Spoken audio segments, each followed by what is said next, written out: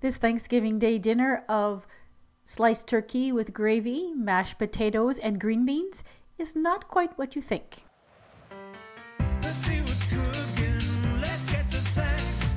Let's see what's cooking. It's time for yoyomax12. Hello everyone! I found how to make this edible dining room table with tiny little turkey feast on it on a website. I will put a link in the description box if you want to check it out. Now to make the table you'll need some flat cookies. I'm using graham wafer crackers. Now these are individual crackers. Sometimes they'll come attached into two pieces and I'll make a long rectangle, and that would be the best thing if you can find them. To make the table legs I'm using these wafer cookies. I cut one in half. And then just put a little bit of frosting on one edge, and this is going to be the glue that holds everything together. Now adding a second wafer cookie with a little bit more frosting, and then placing one of those graham wafer crackers on top. You'll notice that part of the table sticks out past the first leg.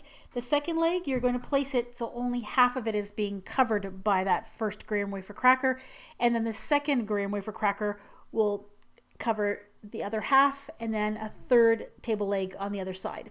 So when you turn it over and take a look at it, you'll see there's 3 legs holding up this table.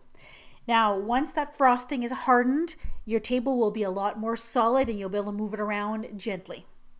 To decorate the center of the table, I'm adding a little bit of frosting and some leaf sprinkles, and I'm adding a little candy pumpkin in the center. And for the place settings, a little dab of frosting, and then I'm adding a flat white candy called a Nico wafer or a Necco wafer. I'm not sure how it's pronounced. You could use a white candy melt for this as well. Just you need something round and flat to be a dinner plate. And these are what the Necco or Nico wafers look like. They come in all sorts of different colors, and I use the white ones for my dinner plates. So we're going to put a large dab of frosting, and this is going to be the mashed potatoes. And we're going to add a little bit more frosting in 2 different places to hold on to our green beans and to our turkey slices. The turkey slices, I'm actually using sliced filberts. You could use sliced almonds as well. Just a couple of little pieces, and it looks remarkably like sliced white turkey meat. And the brown edge on the filberts looks like turkey skin. And the green beans are just little green sprinkles that you're going to place onto the plate. I'm using a clean pair of tweezers to do this because you are dealing with some small pieces.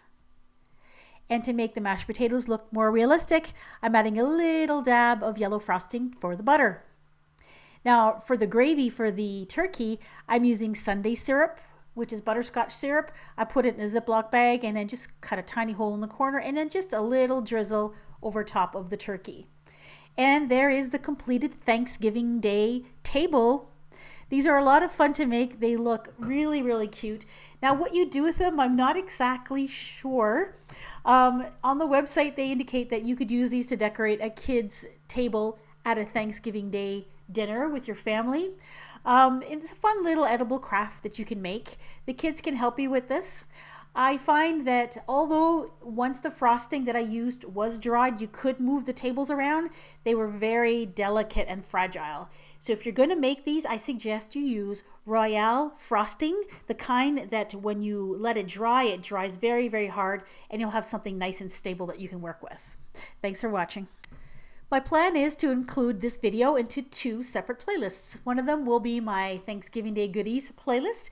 Go ahead and click right on your screen or see the link in the description box. And the other will be a playlist that is near and dear to my heart, and that is my food that looks like other food playlist. I've always had great fun making these types of goodies, and I'm always looking for new ideas. So if you find some food that looks like other food and you think I should make this on my channel, please let me know by sending me a message on Facebook or sending me a message through YouTube. Bye-bye.